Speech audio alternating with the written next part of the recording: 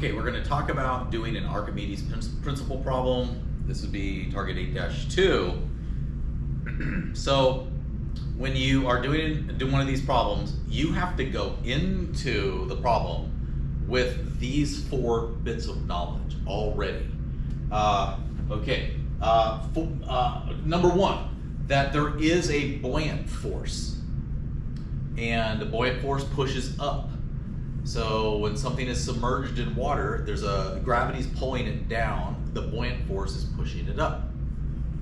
And if you want to calculate the magnitude of that buoyant force, well, it is the weight, it is equal to the weight of the water displaced. So this right here is Archimedes' principle. However, you also need to know, number 2, that if an object is fully submerged, the volume of water displaces is equal to the object's volume. All right, well that's kind of like a common sense thing. I don't want to insult your intelligence there, but it's what it is. You got to know that. Number 3, density. Density is mass divided by volume, and in the case of physics, we're sticking with kilograms and meters. So it's a mass is kilogram, volume is cubic meters, and lastly, that water's density is 1,000 kilograms per cubic meter. So if you know those 4 things, then you can begin answering the problem. So looking at problem number 1 on the Archimedes principle, it says a metal sample is spherically shaped and has a radius of 3.5 centimeters. If it has a dry mass of 125 grams, but a wet mass of 55 grams when completely submerged, then. Now, first thing I'd like to say is that I think that some of these numbers are red herrings. You don't need to worry about the shape and the radius of 3.5 centimeters. So the reason why you don't have to worry about that in this problem is because you already have a way of calculating the buoyant force. So if buoyant force, when I had said earlier that you've got gravity pulling down and a buoyant force going up, so you can tell what the buoyant force is by looking at the difference in the numbers here. This is another way of getting buoyant force. Don't have to worry about the weight of the water displaced in this case for now, because if the weight pulling down is, all right, weight is equal to mass times the acceleration of gravity. We know the mass is 0.125 kilograms because it just told us that, and we've got negative 9.81 meters per second squared. And we can calculate how many newtons that thing ought to weigh out of water. So that is 0.125 times 9.81. Okay, so that's going to be 1.22 and some change newtons, negative because it's going down. Even though you just think in terms of absolute value here. Okay, and then it tells us how much it weighs when submerged. So if it weighs 55 grams,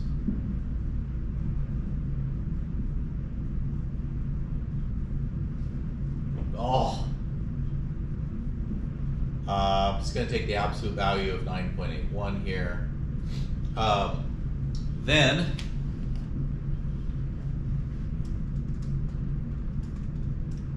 you get the submerged weight is 0.539 and some change newtons. So obviously it weighs less. Why does it weigh less? Because there is a buoyant force due to the fluid pressure in the water that is submerged in, pushing in that direction, and we can determine what that force is because it's going to be the difference between these numbers. So if it weighs 1.22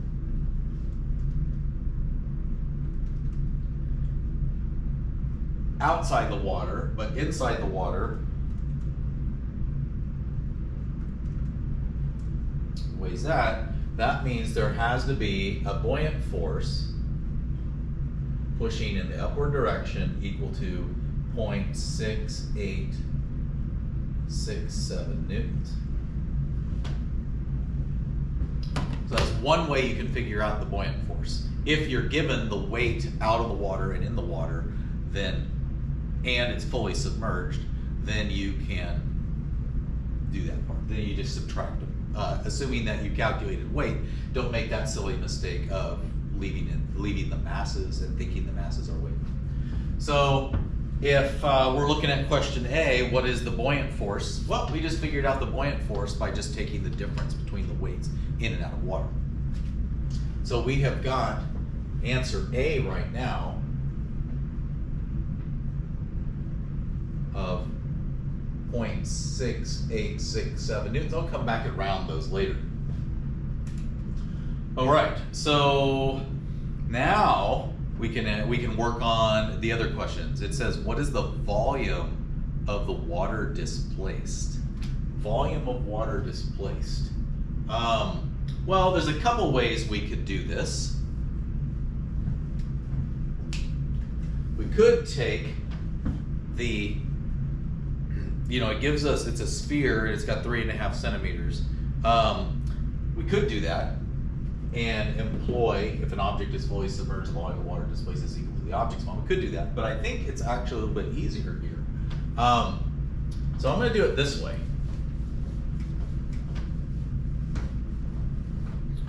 So we're working on B. If we know that density is equal to mass divided by volume,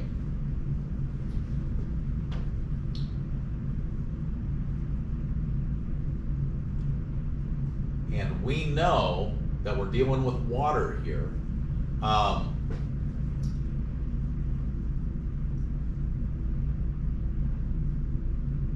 we know the density of water is 1,000.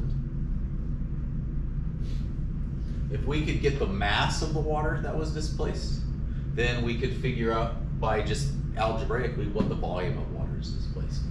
So we know that the buoyant force, which is 0.6867 newtons, is equal to the weight of the water displaced.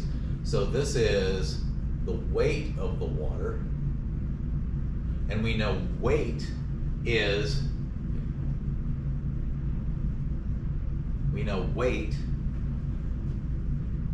equal to mass times gravity.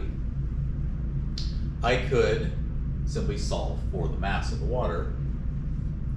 All right, so if weight is 0.6867 and gravity is, let's just say 9.81, then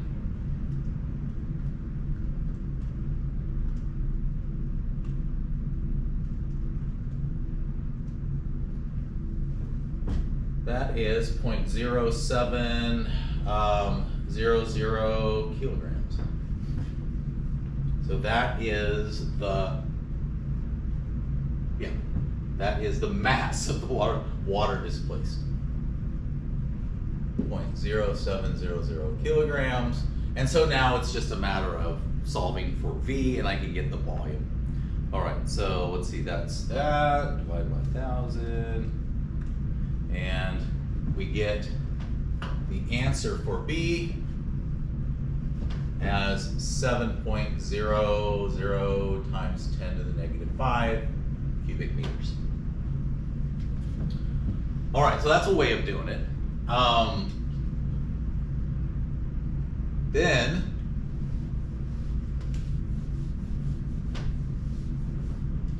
what does C ask?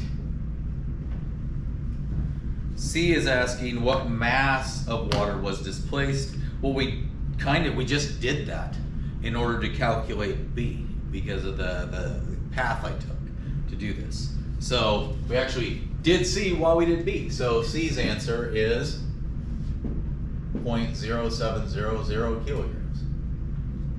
And then finally, how much did the displaced water weigh? All right, we already calculated that as well, because on D, the buoyant force is equal to the weight of the water displaced, and the buoyant force we calculated as 0.6867 newtons. And since that's equal to the weight of the water, then the answer must be 6867 newtons. So using the technique, you might have been wondering there a little bit why I did the technique that I did. Part of it is because in doing B the way I did, I got all the other answers as well. So it just seems inefficient at first, but then you automatically got all the other answers afterward. It actually goes a little faster to do it this way. So those are the answers. I am not sure if you guys can see those because it may be cut off. So A is 0.6867 newtons. B is equal to 7 times 10 to the negative 5 cubic meters. C is equal to 0.0700 kilograms. And D is equal to 0.6867 newtons. Now let's round. The weakest number I'm given is the 3.5 centimeters. So technically,